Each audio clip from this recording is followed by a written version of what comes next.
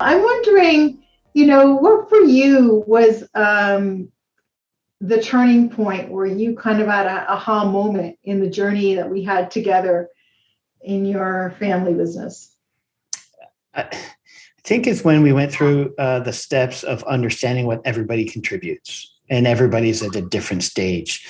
And I know you call it the system, and there are different roles in the system.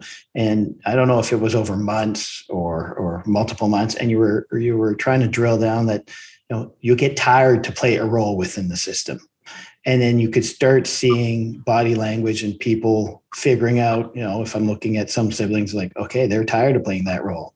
So now we got to have a discussion on maybe it's time to change musical chairs to make sure somebody else steps up or does something different.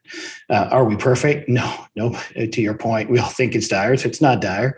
We're all growing and learning from it. But just understanding that you can't always play the same position on the team, right? At some point, you're going to get tired and fatigued, and I assume it's normal, but even that acknowledgement of love and caring and thank you for what you've done, I'm presuming a lot of families lack in that. So it just recognizes those two pedals.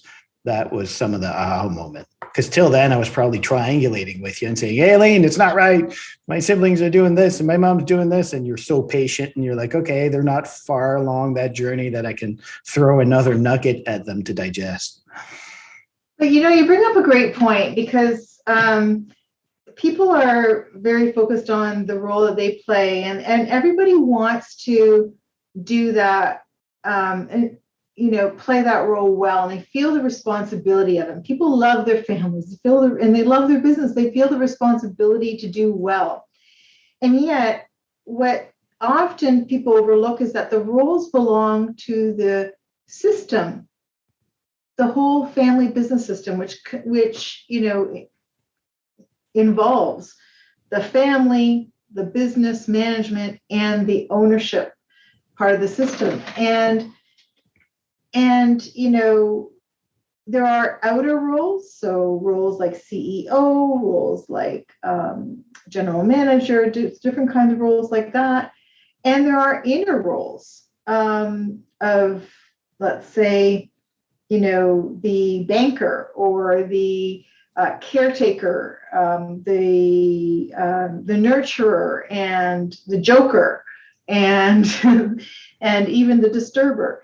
And so all those roles belong to the system. If someone, I help people understand that if, we associate individuals with those roles, but if that person wasn't there, another person would have to step into that role. Mm-hmm. Because the business, the whole system needs that role there. Somebody needs to step into the role of, the banker or the financial, the CFO, and someone needs to step into the role of CEO, for example.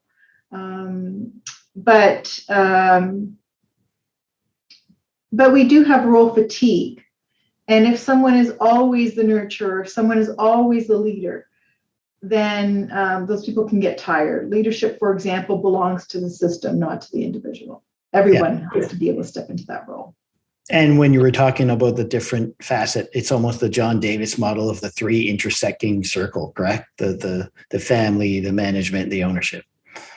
Correct, yeah. Those three they're a system, and each one has its own life cycle, but they're interdependent. Like it's a Venn diagram, and each one, when there's a change in one part of the system, it affects the rest of the system.